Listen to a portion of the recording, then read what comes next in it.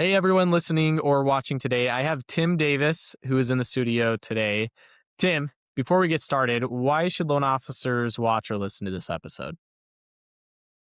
Okay, I thought you were saying me, and I'm like, I'm not sure, but why should they listen? Because we're going to give you action steps to actually grow your business. How about that? Like, it's not fluff. We'll give you actual tactical things.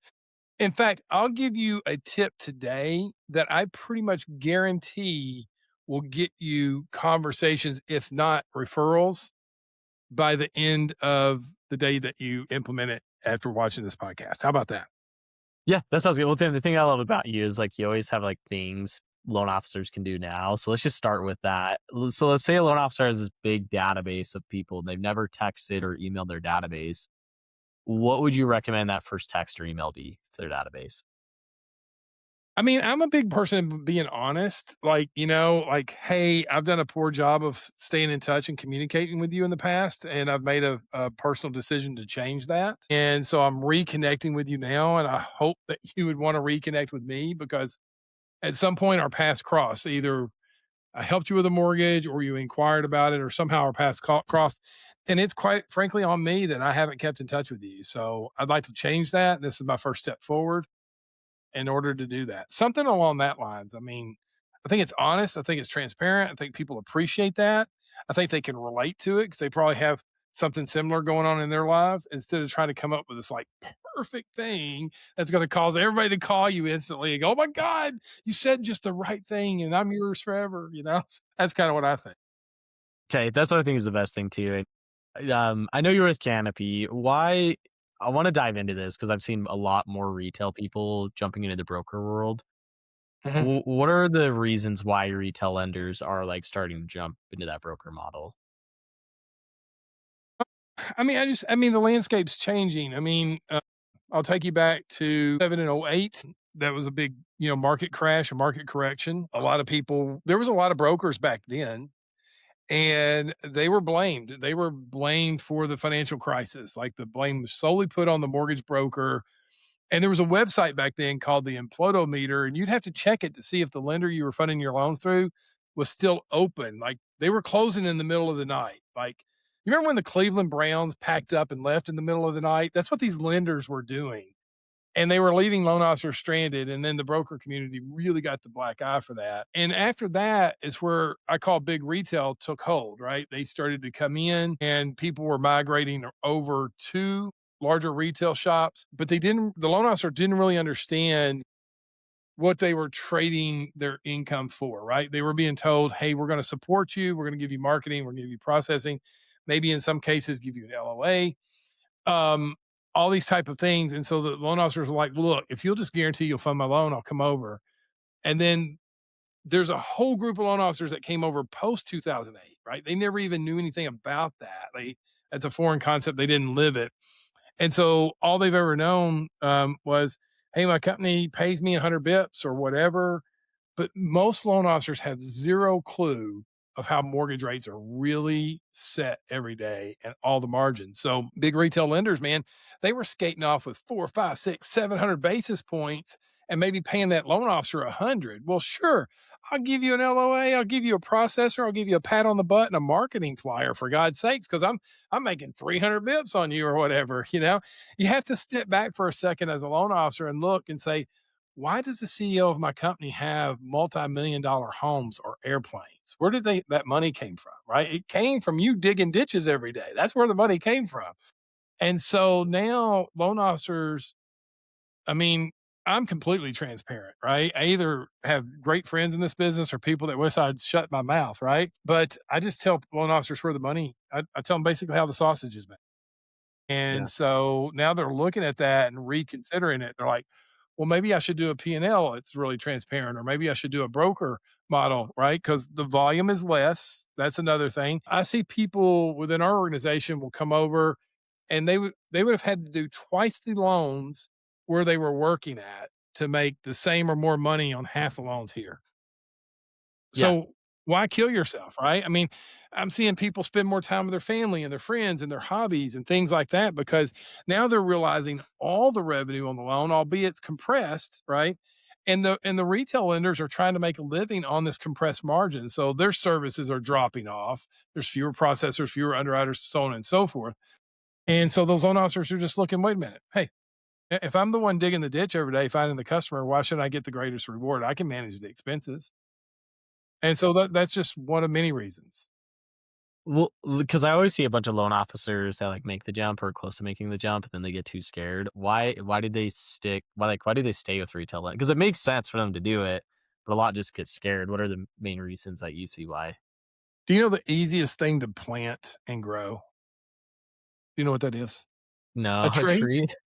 Yeah, I was gonna say a tree or a plant. Asparagus? Yeah, sure. Okay, let me tell you the easiest thing to plant and grow is a seed of doubt, a seed of doubt. And so if you have layers of management that make their living off of you, right? They don't actually do the loans, but they get paid every time you do the loan. What do you think they're just going to go, "Hey, Devin, you should go do this and keep the money for yourself." No, no, they're not going to say that. They're going to say, "You sure about that? I know Sally tried that and it didn't work out well for Sally at all." And those are seeds of doubt. And unfortunately, a lot of people walk around the world never realizing their own true identity and their own true capability.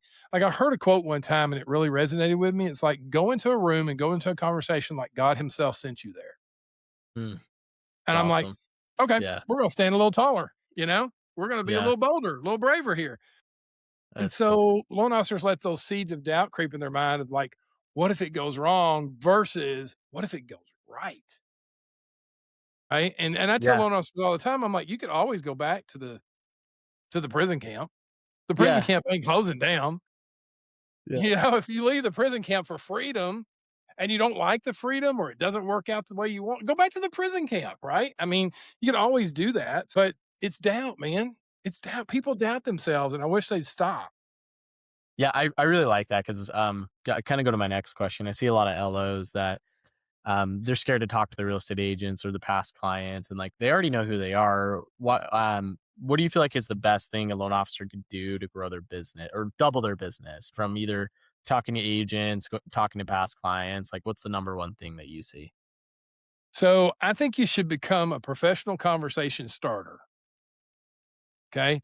Meaning that if you wait for things to happen, you're going to wait a long time. So you need to be the one that starts the conversation, right?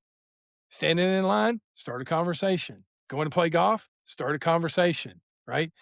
And you'll get better the more that you start, but you've got to overcome the fear because if you stay in fear of like, well, let me address that one thing. Like loan officers are afraid to talk to agents. The average agent makes less than $30,000 a year or just over $30,000 a year, right?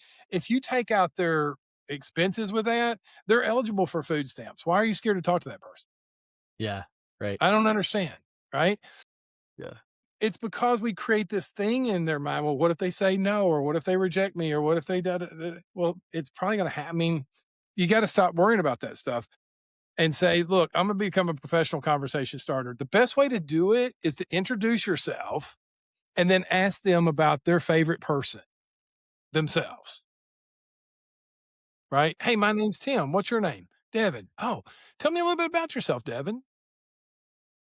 And then shut up. you know and then this is my sales method, if you want to call it a sales method. You'll say something about you. I'll be like, well, where are you from? They'll be like, Salt Lake City. I'm like, I actually went there one time. I ask you another question based on what you said until I find an area of common interest, right? So I'll be Yeah. like, did you grow up there? You'd be like, yeah, I grew up here. Well, what do you like about it? Well, I'm not really an outdoors person. I love to play golf. Oh, me too. Now I found an area of common interest. I'm like the kid, Macaulay Culkin from Uncle Buck, where he asks all those questions Yeah. and then finds that one angle that we can connect on. And if I spend 90% of the time talking about you, what are you probably going to ask me? What I do?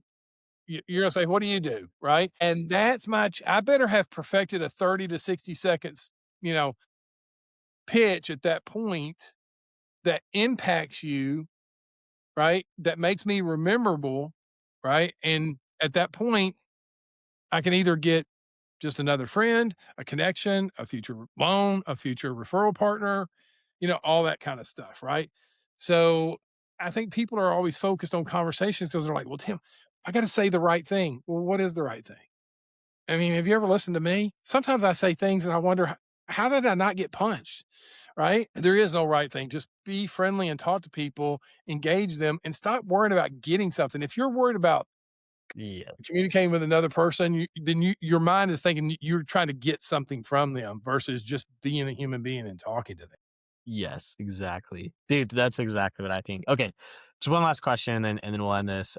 Where can someone find you if they want to like learn more about your coaching? Maybe they want to join Canopy or they just want to talk to you. What are the best places? Pretty much, you can find me in any sand bunker on the golf course. Guaranteed. No, I'm just kidding. I'm very easily findable. I wrote a book, The Circle of Referrals. You want to know how to grow your business? Go get that. That's on Amazon. That's just the whole entire plan, step by step. If you want to connect with me, get on my calendar. You can go to solopreneurloanofficer.com. Solopreneurloanofficer.com. We can have a conversation. I'll even mail you all that stuff for free. Every book I've ever written, I'll mail that to you. I'm on Facebook a lot. I'm on social. If you put in Tim Davis Canopy Mortgage or Tim Davis Mortgage Coach or Tim Davis Loan Officer, you're gonna find me, right? And those are just great ways to connect with me for sure. Sweet. Cool. Yeah, I really appreciate you hopping on, man, and sharing your insights. Tim's an awesome coach. He's a good friend of mine too. So thanks again, Tim, for hopping on. I appreciate you. Go find a loan today. That's it.